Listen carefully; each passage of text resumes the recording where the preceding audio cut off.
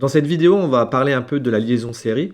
Ce cours est obligatoire pour introduire les réseaux, puisque avant de parler de réseaux, de machines connectées les unes entre elles, on est obligé de parler au moins de la communication entre une machine avec une autre. Dans une première partie, on va parler de l'introduction, mais aussi de ce qui est l'électricité, parce qu'on va aller voir que pour communiquer entre deux machines, on a besoin d'électricité. Dans une deuxième partie, on va parler du câblage. Dans une troisième partie, on va parler de la norme RS232, donc la norme la plus importante dans le monde industriel. On parlera aussi bien sûr des autres normes, la norme USB et puis la norme RS485 qu'on retrouve aussi en entreprise. Et on finira par un peu de programmation. On fait souvent l'analogie de l'électricité avec l'eau, puisque l'eau, en fait, elle a deux propriétés. Elle peut avoir une certaine pression dans deux points différents d'un circuit d'eau. Il peut y avoir des pressions différentes. Et l'eau circule, les molécules d'eau circulent avec un certain débit. Et bien, dans l'électricité, on va retrouver ce même phénomène. Donc la pression de l'eau exercée sur les molécules d'eau, ça va être en analogie avec la tension électrique. On va avoir une certaine force électrique appliquée dans un circuit électrique, ce qu'on appelle le volt, le nom de celui qui a découvert ces différences de potentiel. Et on utilise un voltmètre pour mesurer cette tension. Quant à l'intensité, donc le débit du courant qui circule dans un circuit, alors en informatique on l'utilise moins puisque ça consomme beaucoup et ça échauffe les câbles, un gros débit échauffe les câbles, et puis parce que c'est assez dangereux. Et nous on va plutôt utiliser comme message la tension, donc les forces appliquées, la différence de force entre deux points, plutôt que de calculer un débit qui passe et de voir une variation de débit. Alors pourquoi on choisit l'électricité quand on veut communiquer avec deux machines? Il faut passer un ensemble de 0 et de 1 d'un point A et un point B. Alors, on peut éventuellement utiliser les signaux de fumée comme les Indiens à l'époque. À l'époque, les Indiens communiquaient de village en village à une certaine distance avec les signaux de fumée. Il suffisait d'allumer un feu à un moment donné dans le camp, et puis l'Indien utilisait un drap qui passait sur le feu pour laisser passer des fumées. Du coup, ça faisait un ensemble de nuages de fumée qui s'élevaient vers le ciel, et ça permettait d'avoir une information à longue distance sur un village. On n'utilise pas non plus la lumière. Donc la lumière, c'est des grands phares utilisés sur les bateaux pour faire du morse. Et du coup, le principe, c'était que pour chaque lettre à envoyer d'un bateau à un autre, on utilisait des grosses lumières pour faire passer un message. Donc c'était essentiellement du morse par lumière. Donc l'avantage, c'est que on pouvait aller assez loin dans le noir, mais ça fonctionnait pas en journée. Donc c'était finalement peu fiable. Alors il y a une troisième solution, c'est par exemple le fil et la vibration d'un fil entre deux points. On utilise ça quand on est enfant pour communiquer avec une personne courte portée. Le désavantage, bien sûr, c'est que c'est à très courte portée, et du coup, alors, on n'utilise pas non plus ce mécanisme de vibration d'une onde pour envoyer un message. Ce que les ingénieurs ont choisi d'utiliser pour faire passer un message entre un point A et un point B, donc d'une machine haute à une machine de destination, c'est tout simplement l'électricité. L'électricité possède les avantages que les autres moyens de communication n'ont pas. Un débit trop lent pour les signaux de fumée, c'est très peu fiable en journée pour la lumière, et puis une distance trop courte pour le câble qui vibre. L'électricité, quant à elle, va à la vitesse de la lumière. C'est assez fiable, c'est fiable même à 100% quand on connaît les contraintes physiques de l'électricité, et on peut utiliser l'électricité sur de très longues distances. Alors, bien sûr, l'électricité, ça a aussi un désavantage qui n'est pas des moindres, c'est que l'électricité ne reconnaît que deux types de messages, le 0 et l'état 1, parce que l'électricité, on ne va faire varier que la tension, donc la force appliquée à deux points d'un circuit électrique. Si ces deux points, il y a une différence de tension, si on applique une différence de force sur les deux points, eh bien, on a un message. C'est soit oui, pour dire oui, il y a une différence de tension, on est à un bit qui vaut 1, ou pas de différence de tension, on est à un bit de 0. En gros, ce qu'on utilise, c'est deux tensions différentes pour simuler un 1 ou un 0. Alors attention, dans le monde analogique, on a toute une variation de tensions différentes qui peuvent aller avec des valeurs à l'infini, mais on ne peut pas utiliser ça en informatique parce que ce n'est pas fiable. La finesse de la mesure peut facilement être perturbée par n'importe quel phénomène physique à travers le courant électrique. Du coup, on n'utilise que deux tensions, une tension haute et une tension basse pour faire passer un message de type 0 ou 1. Alors au niveau du courant électrique, ce qu'il faut savoir, c'est que le courant électrique a besoin d'un circuit fermé pour circuler. Et le courant électrique, c'est quoi? Ce sont des électrons qui circulent dans le sens opposé au plus et moins naturel. Et en fait, ces électrons, en circulant, produisent une vague électrique qui va, elle, à la vitesse de la lumière, puisque c'est un peu le phénomène qu'on observe quand on parle d'une vague. Une vague, c'est un ensemble de molécules, donc les molécules d'eau pourraient être comparées à des électrons.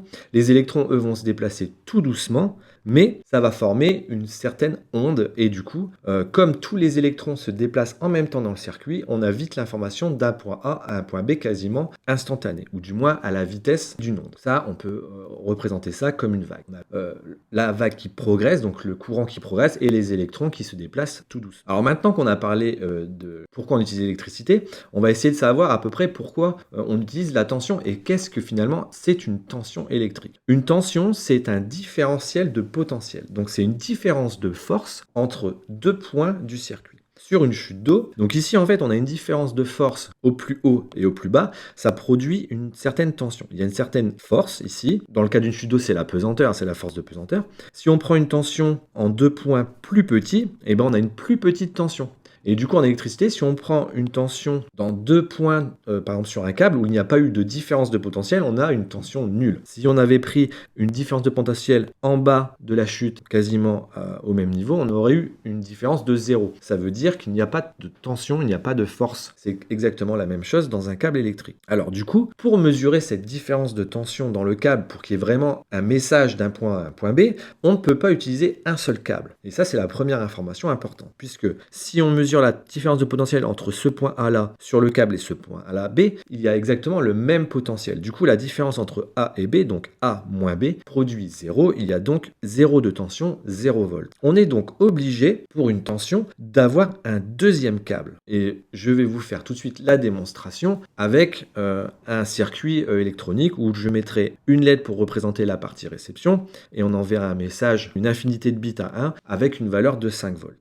Si je me place entre la borne plus et moins, j'observe une tension qui émet 5 volts pour simuler l'envoi d'un 1 continu dans le circuit électrique. Si j'essaye de prendre la tension, donc la différence de potentiel entre un brin du câble, ici, au niveau du rouge, et un autre brin du câble, juste avant la résistance, on voit bien que j'ai bien toujours 0 volts.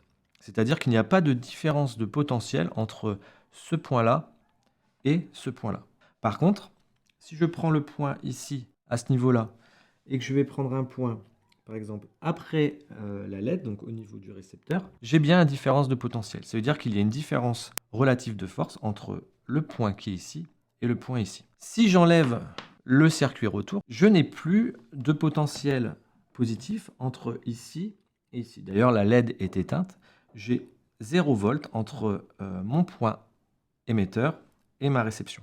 Parce qu'on a besoin que le circuit soit fermé pour qu'il y ait une circulation des électrons et du courant. Je dois obligatoirement faire la mesure entre le potentiel émetteur et une base de référence qui est la masse. Donc là, par exemple, si je le fais ici, j'ai bien mon 5 volts. Du coup, conclusion, on est obligé de mettre un câble qu'on appelle la masse, qui permet déjà d'un de fermer le circuit électrique et deux d'avoir une référence pour calculer la différence de potentiel entre deux points bien différents du circuit. Du coup, ici, si je prends le point A qui est ici et le point B ici, si je fais la différence, je peux facilement avoir 10 volts. Une tension, c'est une différence. Une différence, ça va être une soustraction entre un potentiel haut et un potentiel bas. Si bien que si vous prenez la mesure à l'envers, si vous prenez le potentiel bas moins le potentiel haut, vous aurez une valeur de tension négative. Alors, pour transmettre un 1 ou un 0, on prendra toujours une variation entre le câble de data, donc là on envoie le message, ici, et la masse. Maintenant, si vous voulez avoir une réponse,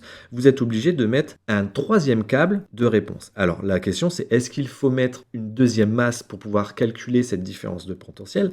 La réponse est non, puisque pour avoir une différence de potentiel, c'est entre un point et un autre. Du coup, lorsqu'on calcule la différence de potentiel sur le câble de réponse, on peut utiliser le même câble de masse. Du coup, vous avez une masse référence en noir et vous avez un câble qui va servir à l'émission. Donc, vous allez mettre pour envoyer un message, donc un potentiel fort ou moins fort selon le 0 ou le 1 que vous voulez envoyer. Et puis en réponse, la même chose, et toujours en référence avec ce potentiel, ce câble noir. La plupart du temps, en câble série, on trouve ce genre de connectique. Attention, ce n'est pas des câbles VGA, ce ne sont absolument pas des câbles pour écran d'ordinateur. Ce sont des câbles VGA, donc c'est un support qu'on appelle DB9 avec 9 broches, et on va utiliser minimum 3 broches pour faire un câble série digne de ce nom avec la masse, qui est représentée ici en vert sur la pin numéro 5, la réception et l'émission qui seront potentiellement sur la pin numéro 2 et la pin numéro 3.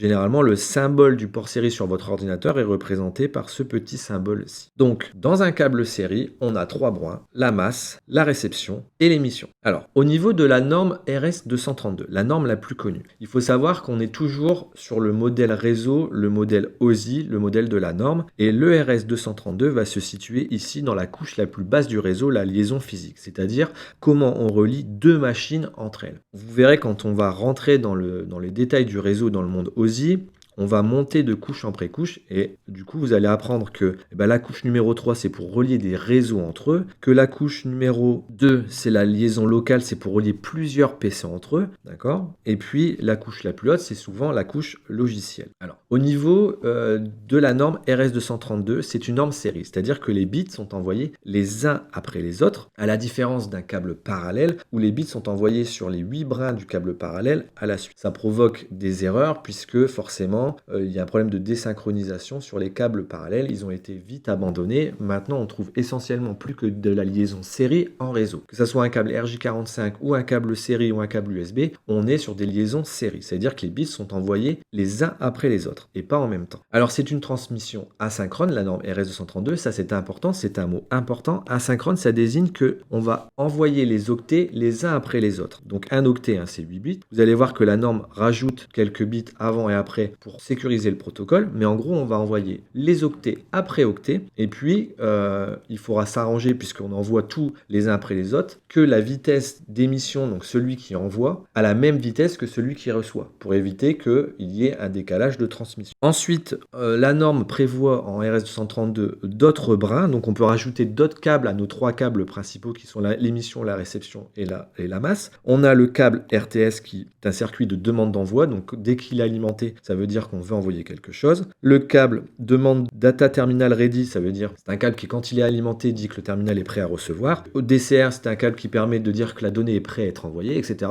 Le protocole permet beaucoup plus de petites variantes en rajoutant des brins à notre câble de base RS232. Mais si on veut faire de la liaison série simple dans le cadre d'un projet étudiant ou même un projet personnel, on peut utiliser que les 3 brins, ça fonctionne déjà très bien à courte distance. La tension forte, par exemple, va jusqu'à 25 volts au niveau de la norme RS232 et la tension basse, du coup, c'est l'inverse. Elle va plutôt vers le 0 volt. Mais pour pas avoir de différence, on attend qu'il y ait au moins un décalage de 3 volts en partant du 0 pour être sûr que le bit 1 a été envoyé. Donc c'est un peu contre-intuitif, c'est le potentiel fort, donc les 25 volts qui représentent le 0 logique, et le potentiel faible entre 0 et 3 volts qui représente le niveau logique 1. Au niveau des sécurités du protocole RS32, on trouve la parité. Donc la parité, c'est un bit qui est envoyé en plus de l'octet. Donc l'octet, c'est 8 bits. Je reviens sur le schéma de tout à l'heure. On a les 8 bits envoyés. La parité demande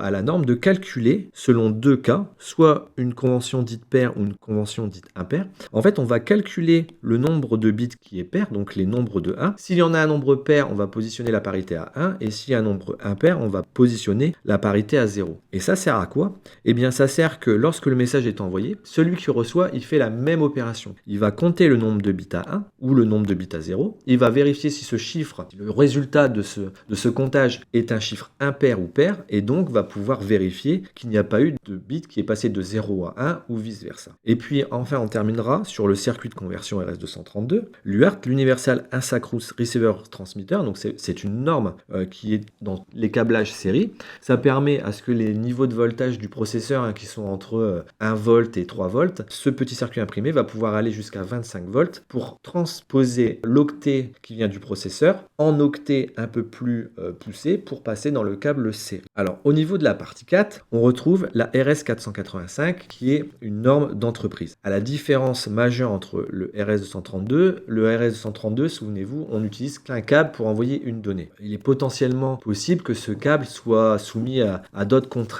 physiques et soit perturbé. L'avantage du RS485, c'est qu'on double le câble, donc on en met 2, avec un message qui est tout le temps l'inverse de l'autre sur l'autre câble. Ça fait un peu ce genre de croisillon. Ainsi, s'il y a eu une perturbation sur un câble, par exemple le câble rouge, s'il est perturbé, eh ben on arrive quand même à avoir le message puisque le bleu, lui, reste inchangé. Et du coup, on a un blindage, une sécurité supplémentaire sur la transmission. Ça nous permet d'aller beaucoup plus loin. Donc là, on est à 4000 pieds comparé à 5 50 pieds par RS232, donc en gros 50 pieds c'est une dizaine de mètres. Le RS485 peut aller beaucoup plus loin, donc sur une chaîne de production ou une ligne de production carrément qui est beaucoup plus longue, on utilise le RS485.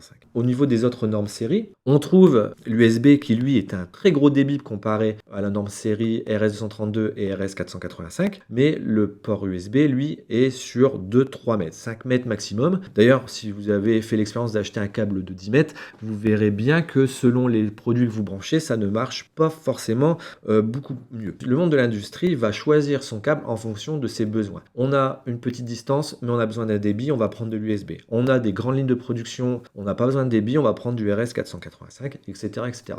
Il faut savoir que ça, c'est le monde de l'industrie et qu'on trouve encore beaucoup de ce protocole-là en place. Il n'est pas encore prêt à mourir, mais aujourd'hui, on utilise plus souvent l'USB dans le cadre du grand public et de la bureautique. Et puis, par contre, on va utiliser la norme Ethernet RS432. Donc la RS432 va être remplacée, mais elle est encore beaucoup présente. C'est pour ça qu'au niveau du BTS, on l'utilise encore beaucoup.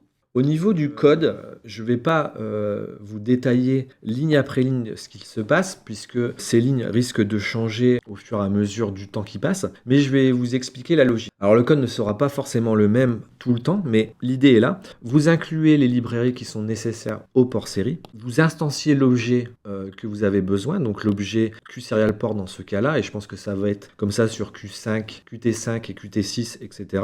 Ensuite, vous paramétrez le port et vous faites le nom de votre objet open et vous le mettez en read-write. Vous ouvrez votre port en lecture-écriture et puis une fois que vous avez envoyé vos données, vous fermez bien votre port. Au niveau du paramétrage, qu'est-ce qu'on observe? On va observer que il faut une vitesse parce qu'on a vu tout à l'heure que comme c'était un mode asynchrone, les octets sont envoyés les uns après les autres, on est obligé de les envoyer à une certaine vitesse pour que l'émetteur et le récepteur se comprennent. On va aussi dire s'il y a une parité ou pas. La plupart du temps, on ne met pas de parité puisque on a des petites distances, un bit de stop et un bit de start.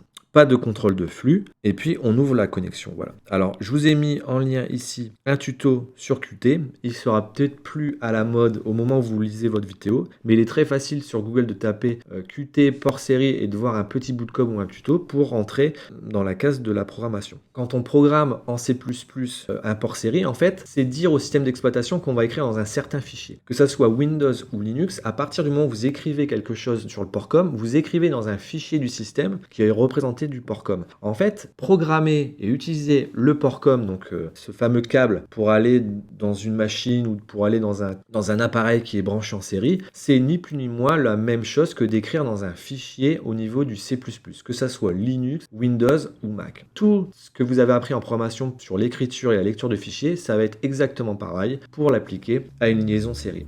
Et à quoi cela va servir?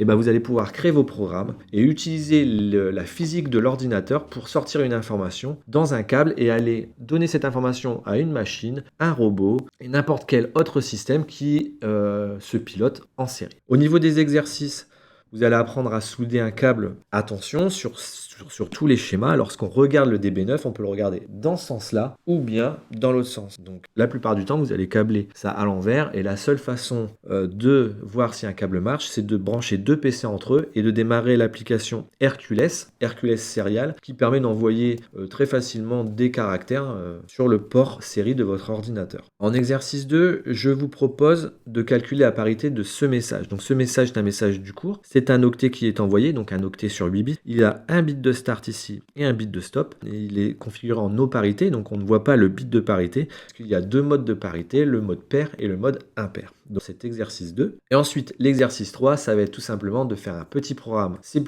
pour envoyer une donnée à un ordinateur. On utilise Qt au sein du BTSN de la Providence, mais si vous regardez cette vidéo, vous pouvez utiliser n'importe quel langage de programmation. Le but du jeu, c'est de fabriquer un petit logiciel qui envoie n'importe quel caractère et d'avoir un récepteur. Alors le récepteur, on ne va pas le coder, il n'y a pas besoin. Il suffit juste d'installer Hercule sur un autre PC et de voir que vos messages que vous avez envoyés dans votre programme arrivent bien sur l'autre PC avec Hercules. Hercules fonctionne à 100%, donc c'est un logiciel très fiable que vous pouvez être sûr d'utiliser et que si vous ne voyez rien dans Hercules, c'est probablement que c'est vous qui avez fait une erreur dans votre code.